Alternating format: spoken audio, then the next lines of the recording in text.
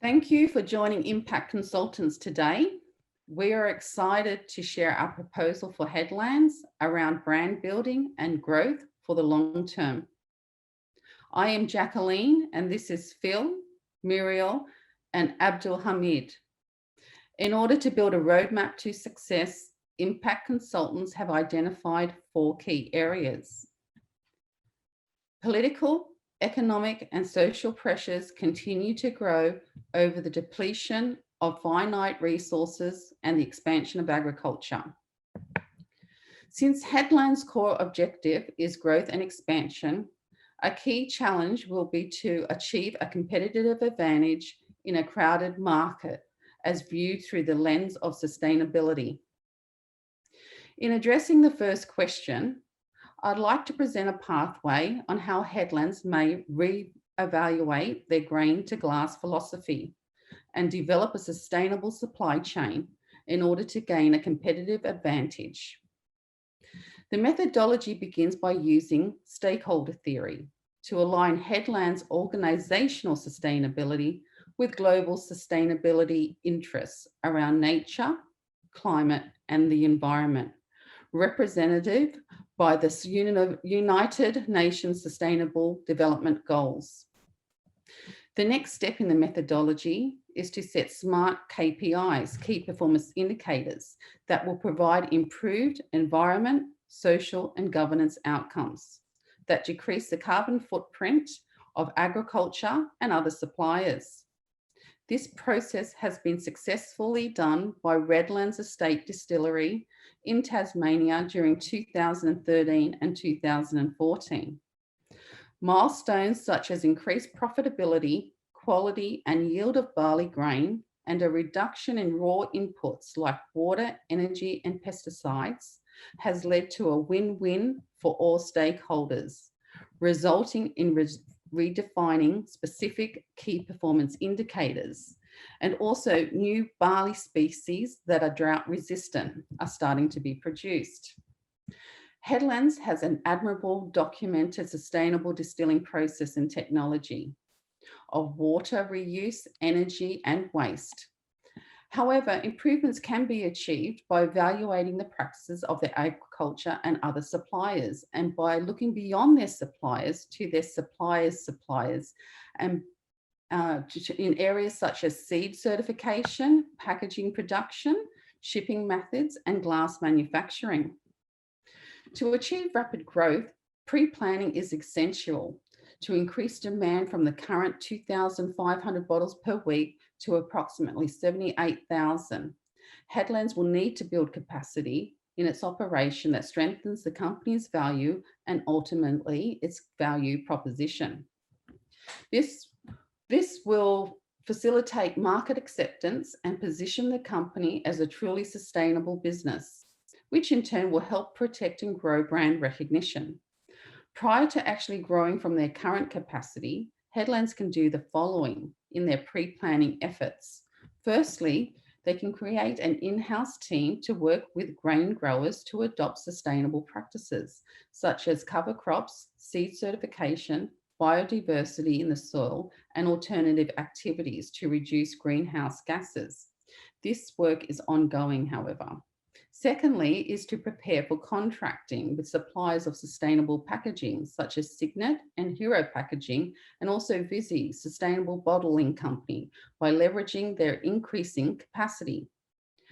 Thirdly, define a complete marketing message and systems of delivery that is based upon a true grain to glass sustainable ethos. And last, as capacity grows, onboard staffing that will support and nurture the sustainable business model, which Phil now will discuss in more detail. Thanks, Phil. Thanks, Jackie. Key to growth is fostering strong and consistent channels of distribution. This focus area originally called for exploration of the establishment and motivation of a sales force. Whilst delving deeper into Headlands' core growth objective, specifically their desire for growth in B2B transactions to scale the business, we've redefined this focus area to capture how Headlands might best grow their B2B market. Our research has focused on industry, particularly exploring competitors to gain insights into how they've grown and managed their B2B distribution. We've narrowed our focus to craft spirit distilleries that have a sizable list of stockists across wider New South Wales and Australia. For today's presentation, we'll briefly consider Archie Rose, identified by Headlands as a benchmark competitor. It's noted that whilst Archie Rose is an exceptional performer, the findings and recommendations are based on our research of multiple competitors. These detailed findings were provided in the written research report. Our findings determined that there are 70 possible channels in this industry with more than 50,000 liquor licenses on issue in Australia that craft spirit distillers could capitalise on. Most craft distilleries only pursue 5. This is where Archie Rose have differentiated themselves. For example, in 2017, they entered a partnership with P&O Cruises, supplying their bars and hosting onboard gin and whiskey masterclass events. In 2018, they entered an exclusive domestic distribution agreement with Swift & More for their core products. This enabled their 3-strong sales team to focus on experiences, bespoke events, and other strategic partnership opportunities rather than logistics. Whilst no longer exclusive to Swift & More, Archie Rose have distribution agreements in place with Paramount Liquor, Nip of Courage, Caddy, and others. They now directly employ 5 brand advocates, salespeople, based around Australia. Archie Rose has embraced a true omni-channel approach, ranging from bespoke individual wedding packages through to a recent major partnership established with Dan Murphy stores in 2020. Our overall findings demonstrate that capitalising on the multiple distribution channels and experienced distributor is pivotal to B2B growth. If Headlands were to partner with a specialist craft liquor distributor, such as Nip of Courage, substantial growth is possible. However, we've also found that a directly employed sales force is imperative. This enables exploration of wider B2B growth opportunities, partnerships, and the dozens of other channels that a distributor has not yet tapped. Thus, our findings are that it is a true combination of these 2 avenues that will enable Headlands' best opportunity for B2B growth. In terms of the sales force, further findings from industry and theoretical frameworks will be detailed in the written research report. One recommendation for Headlands to explore will be the transition of one of the founders into this sales role on a full-time paid basis. Having this role initially filled by a founder enables the desired flat structure, it retains involvement in decisions, and it mitigates concern over how the business may be portrayed to others. On a personal level, who better to sell Headlands and its products than one so fundamentally involved in its conception and ongoing journey? Finally, whilst you can establish the widest and strongest distribution network and sales team, it boils down to customers purchasing Headland products. A team member at Archie Rose shared that the demand for their products has increased in no small part due to the international accolades and awards their products have received. This, in conjunction with their many unique experiential programs, has greatly increased awareness. Thus, in continuing our recommendations for Headlands growth, Morel will now share findings on products, followed by Abdel Hamid on communication channels. Thanks, Morel. Thank you, Phil.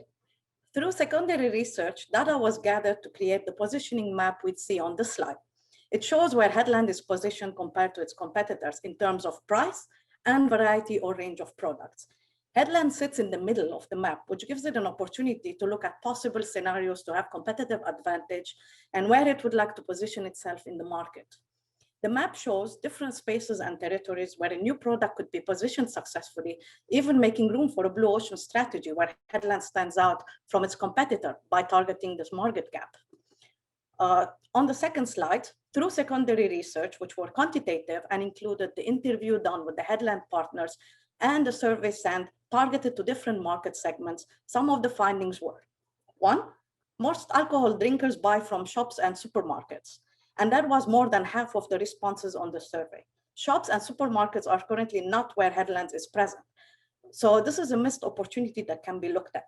Second, it was clear from the interview that Headland had cash flow issues and lacks having sponsors and investors. Third and last, there is competitive parity, which means Headland's products have value, but are not necessarily in demand or easy to come by. Basically, they do not stand out from their competitors.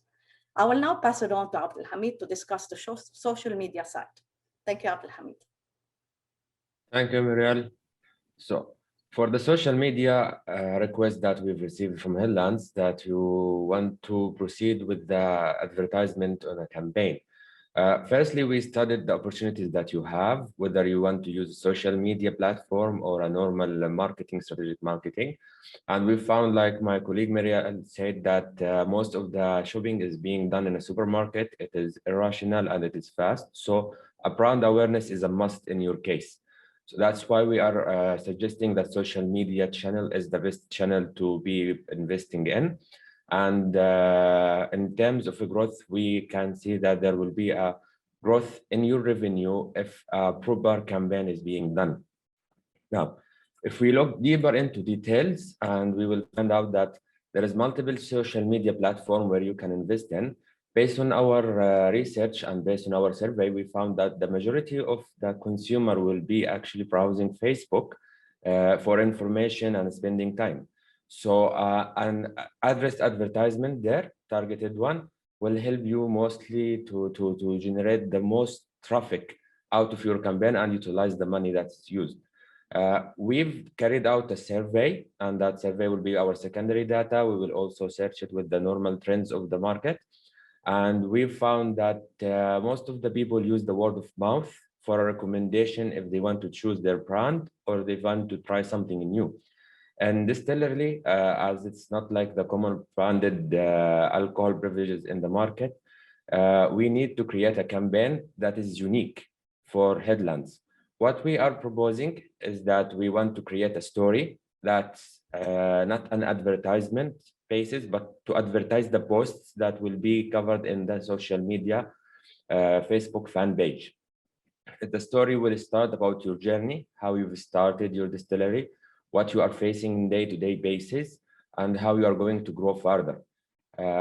We want the customer to be engaged in your story and to help you. Regarding your request for the influence, there is a research that will be shared with you that says that the most influence is the influence of the friends. So what influenced me the most in Facebook is my mother, my sister, my brother, and so on.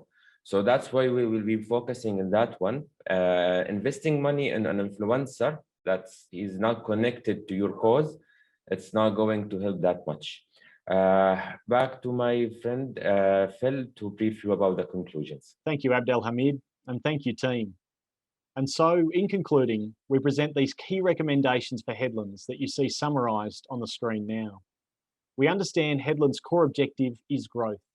Each of our 4 focus areas have spotlighted findings and recommendations that are not only practical, actionable, and realistic, but enablers of strong growth in the short, medium, and long term. Further details will be provided in each of the 4 written research reports that you'll receive in the coming weeks. In adapting these recommendations, Headlands will further bolster its grain-to-glass philosophy, shoring up an exciting, prosperous, and impactful future.